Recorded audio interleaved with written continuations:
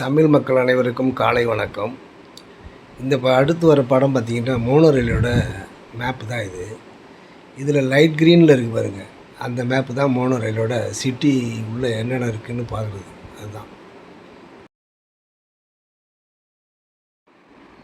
Last வீடியோவில் பார்த்துருந்தோம்னா நம்ம Genting island போயிருந்தோம். அந்த கெந்திங் ஐலாண்டு போயிட்டு வர்றதுக்கு எவ்வளோ நேரம் ஆகும், எவ்வளோ தூரம் ஆகுங்கிற விவரத்தை சரியாக சொல்லவே இல்லை. அதில் ஆக்சுவலாக கோலாலம்பூர்லேருந்து 50 கிலோமீட்டர் தூரம் இருக்கும். அதுக்கு ட்ரெயின் வசதியெல்லாம் கிடையாது, பஸ்ஸில் தான் போகணும். பஸ்ஸில் வெறும் 10 ரிங்கிட்டு தான். ஆனால் அதே இது டாக்ஸிலேயோ அதாவது ரெண்டல் காரில் இல்லைன்னா ஓனாக புக் பண்ணி போனீங்கன்னா, ஹோட்டல்ஸ்லேருந்து புக் பண்ணி போனீங்கன்னா 150 ரிங்கிட் வரைக்கும் போகும். அப்போ அப் அண்ட் டவுன் 300 ரிங்கிட் அநேகமாக ஆகும். பஸ்ஸுக்கு 10-20 ரிங்கிட்டில் போயிடலாம். அங்கே போய்ட்டு மேலே போய்ட்டு up and down 16 ringgit, one way போனீங்கன்னா 10 ரிங்கிட் இருந்துச்சு. அந்த இதில் நீங்கள் போய்க்கலாம். ஆக்சுவலாக 50லேருந்து 55 கிலோமீட்டர் தூரம் இருக்கும் கேஎல் கோலாலம்பூர்லேருந்து. அதுக்கு 1-1.5 மணி நேரத்தில் போய் சேர்ந்துருவான். அப்போது போகும்போது நல்லா ஈஸியாக கம்ஃபர்டபுளாக உட்காந்து போகிறதுக்கு நல்லா பஸ் வசதி சூப்பராக இருக்கும். அதில் நீங்கள் பயணம் செய்கிறதுக்கு முடிஞ்ச வரைக்கும் பாருங்கள். நீங்கள் பார்க்குறது டிடி வாங்ஸா அப்படிங்கிறது மலையோட பேர் தான் இது.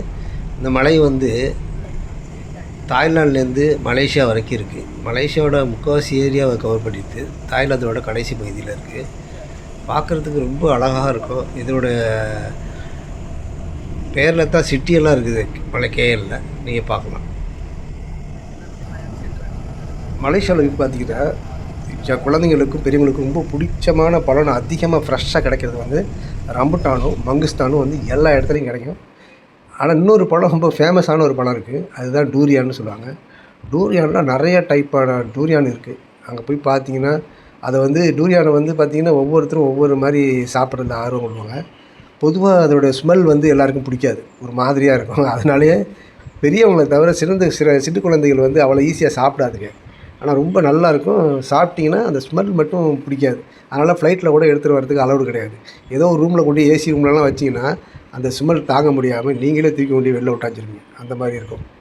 டூரியான் பழம் தான் அதில் டிஃப்ரெண்ட் வெரைட்டிக்குனால அது எக்ஸ்போர்ட்டும் நல்லா போகுது, ஆனால் காஸ்ட்லியானது. குயின் ஆஃப் ஃப்ரூட்னு சொல்கிறது அங்கே மங்குஸ்தான். இந்த மங்குஸ்தான் தான் உங்களுக்கு தெரியும், கருப்பு கலராக இருக்கும், உள்ள நுங்கு மாதிரி உள்ளே இருக்கும். சொலையில் பார்த்து இன்னும் சின்னதாக கொட்டை இருக்கும். அது ஈஸியாக அந்த பழங்களை பார்த்து கண்டுபிடிக்கிறதுக்கு நிறைய அந்த ஐடியா வச்சுருப்பாங்க. ஃப்ரூட் ஆயிடுச்சுன்னா தான் அந்த பிளாக் கலரில் இருக்கும். ஃப்ரூட்டெல்லாம் இப்போ பச்சையும் மஞ்சளும் சேர்ந்த கலராக தான் இருக்கும். அதனால் கவனமாக வாங்கி சாப்பிடணும். அது கொஞ்சம் காயாக இருந்துச்சுன்னா சாப்பிட முடியாது. ரம்பட்டான் தான் உங்களுக்கு தெரியும், அது முள்ளாக இருக்கும். அது ரெட் கலரில் இருக்கும். அந்த இப்போ ஃபுல்லாக மேலே ஸ்பாஞ்ச் மாதிரி எப்படி இருக்கும். அதனால் உள்ளே சாப்பிட்டீங்கன்னா தான் சொலையாக இருக்கும், நல்லாயிருக்கும். மலேசியாவில் இருக்கும்போது காலையிலையும் மத்தியானமும் சாப்பிட்டாடு தான் இது. பாருங்கள், நல்லா தான் டேஸ்ட்டாக தான் இருக்கும். கீரை மத்தியானத்தை கண்டிப்பாக எல்லா சாப்பாட்டையும் இருக்கும்.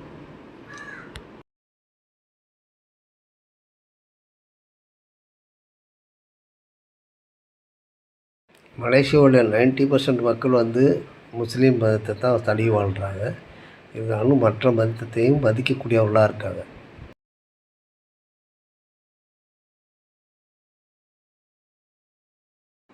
மலேசியாவில் பொதுவாக பார்த்திங்கன்னா இந்து மதம், கிறிஸ்துவ மதம், பௌத்த மதம் அப்படின்னு மலேசியா அது சைனாலேருந்து வந்தது. இந்த மாதிரி எல்லா விதமான மதங்களும் அங்கே இருக்குது.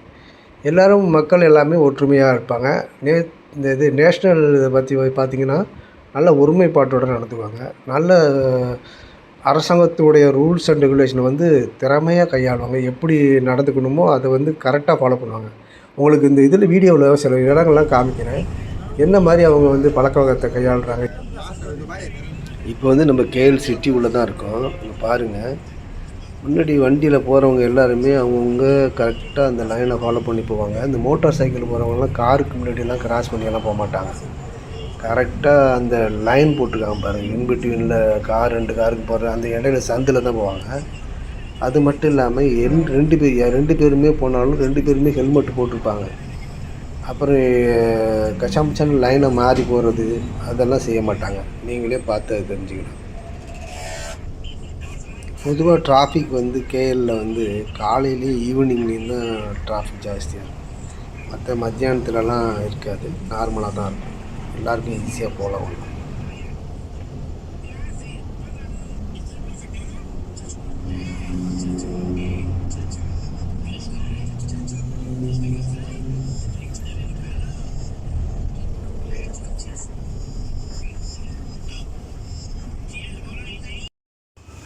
கேஎல் சிட்டியில் வந்து டிடி வாங்சங்கிற இடத்துல சுங்காய் குருஸ் அப்படிங்கிற ரிவர் வந்து ஓடுது.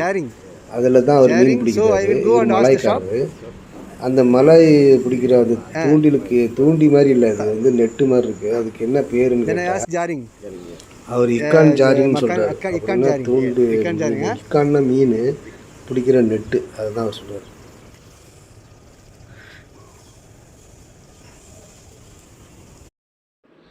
கேரளில் வந்து மஸ்ஜித் இந்தியாங்கிற இடத்துல வந்து லுலு சென்டர் இருக்குது. லுலு சென்டருக்கு முன்னாடி உள்ளது தான்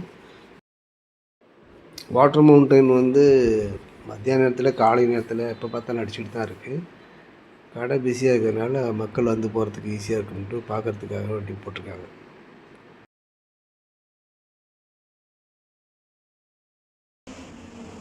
இதுதான் டிடி வாங்சா ஸ்டேஷனு. அது போலான்னு வந்திருக்கு வெளியில். அப்புறம் காக்கா எல்லாம் கற்றுது. ஒரு 2 காக்கா உட்காந்துருக்காங்க. அதான் காக்கா டிடி வாங்சா பிளாட்ஃபார்ம் 1. இதுலேயும் மலைகள் இருக்கெல்லாம் தெரியுது பாருங்க. இந்த ட்ரெயின் வருது எங்களுக்கு உத்ரா ஹைட்.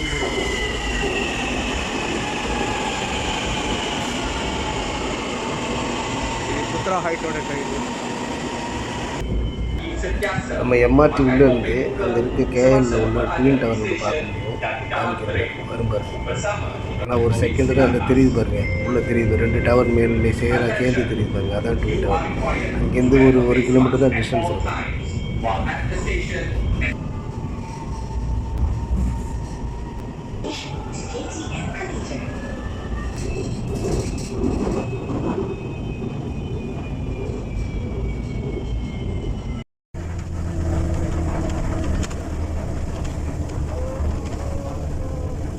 போது ஈவினிங்கில் வந்து எப்படி தெரியுதுன்னு பாருங்கள். பொதுவாக காலையில் வந்து வெயிலும் மத்தியானத்தில் மழையும் பெஞ்சிக்கிட்டு தான் இருக்கும். அதனால் அவ்வளோ ஈஸியாக அந்த அழகான காட்சியை நம்ம எடுக்க முடியாது. பெரும்பகுதி நேரம் வந்து ஈவினிங்கில் மழை பெய்யறதுனால சுத்தமாக தெரியாது. ட்ரெயின் வருது. நான் பண்டரையா ஸ்டேஷனில் நிற்கிறேன். செந்தூல் டம்பூர்னு பார்த்துப்போம்.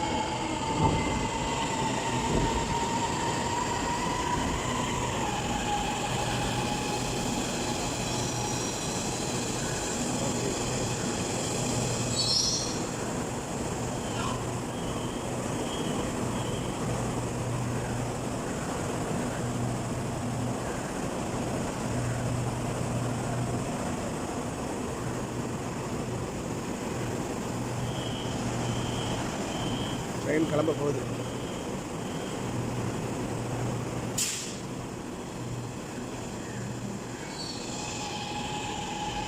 எல்லாம் எலக்ட்ரிக் ட்ரெயின்.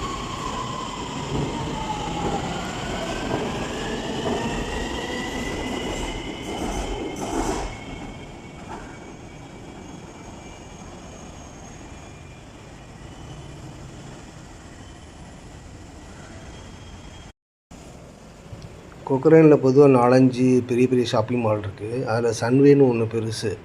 அது வந்து ஹோட்டல் வித்து இந்த ரெஸ்டாரண்ட்டு ஷாப்பிங் மால் எல்லாமே அதில் இருக்குது. அதுக்கு போகிற பாதை தான் இது.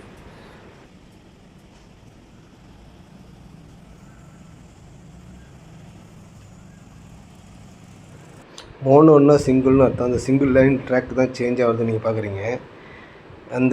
அந்த ஒரு லைனில் தான் அந்த ட்ரெயின் போகுது. வரும்போது அடுத்த பக்கத்து லைனில் வந்துச்சு. இப்போ போகும்போது வந்து இப்போ இணைஞ்சிச்சு அந்த லைனில் நம்ம போகிறோம். பாருங்கள், ரேபிட் கேபிள் தான் போட்டிருக்கு எல்லா ட்ரெயினும். சிட்டிக்குள்ளே மட்டும்தான் அந்த மோனோ ரயில்ஸ் இருக்குது. இதை தான் இந்த ஃபஸ்ட்டு அந்த மேப்பில் அவங்களுக்கு காமிச்சிருப்பேன். அந்த மேப்பு தான் இது. பாருங்கள், ட்ரெயின் போகும்போது பாருங்கள். இந்த ஒரு ட்ராக்கில் நம்ம அடுத்த ட்ராக்கில் வந்து வேறு ஒரு ட்ரெயின் எதிர்த்தாப்பில் வர்ற ட்ரெயின் அதில் வரும். அதனால் எந்த ட்ரெயினுக்கும் இடைஞ்சல் இருக்காது. இது சில ட்ரெயின் மோனோ ரயில்ஸ் வந்து கீழால் போகும். ஜப்பான்லாம் கீழே போகுது, இது மேலே போகுது. 2 விதமான ட்ரெயின்கள் இருக்குது. நீங்கள் பார்த்து தெரிஞ்சிச்சுங்க. இப்போ திரும்பி இது மோனோ ரயில் திரும்பி வந்து அதே ஸ்டேஷன் தான் காமிக்கிறேன், பிரீஃபாக காமிக்கிறேன். இப்போ நான் ட்ரெயின் உள்ளே போயிட்டு எப்படி அந்த பிரிட்ஜி கரெக்டாக வந்தது க்ளீனாக காமிப்பேன். நீங்கள் பாருங்கள். இப்போ பார்க்கும்போது தெரியுது இதெல்லாம் உள்ளே வந்து ஆள் அவ்வளோவா உட்காருது. தான் லாஸ்ட்டு ஸ்டேஷன், அதனால் ஆளுங்க யாரும் இருக்க மாட்டாங்க. இப்போ பாருங்கள், கொஞ்ச நேரத்தில் க்ளீனாக தெரியும். அந்த பிரிட்ஜு தெரியுது பாருங்கள். 2 ட்ராக் இருக்கா. நம்ம ரைட் சைட்லேருந்து லெஃப்ட் சைடுக்கு மாறுறது நீங்கள் பார்க்கலாம். இப்போ இப்போ அதுக்காக வேண்டி தான் ட்ரெயின் நிற்கிது, வெயிட் பண்ணிகிட்ருக்கு எப்போ இணையும்ட்டு. அப்படியே ஸ்ப்ரிங் மாதிரி வளைஞ்சி அதில் போய் கனெக்ட் ஆகும் பாருங்கள். கனெக்ட் ஆனதுக்கு அப்புறம் தான் இது ட்ரெயின் கிளம்பும். நீங்கள் பார்க்கறதுக்கு அழகாக இருக்கும். இது எப்போதும் இந்த சான்ஸ் கிடைக்காது. யார் லாஸ்ட்டு ஸ்டேஷன் நிற்காங்களோ அவங்களுக்கு மட்டும்தான் இந்த வாய்ப்பு. பாருங்கள், இப்போ மாறப்போகுது. டிரைவர் அதுக்கு மாறுது பாருங்கள், க்ளீனாக மாறி அதில் போய் இணையுது பாருங்கள். கரெக்டாக அணைஞ்சிரும். டெக்னாலஜி வந்து எந்த அளவுக்கு அட்வான்ஸ் இருக்குங்கிறது நீங்கள் தெரிஞ்சு வச்சுக்கணும். இவ்வளவு நேரம் என்னுடன் பயணித்தமைக்கு நன்றி. வாழ்க வளமுடன்.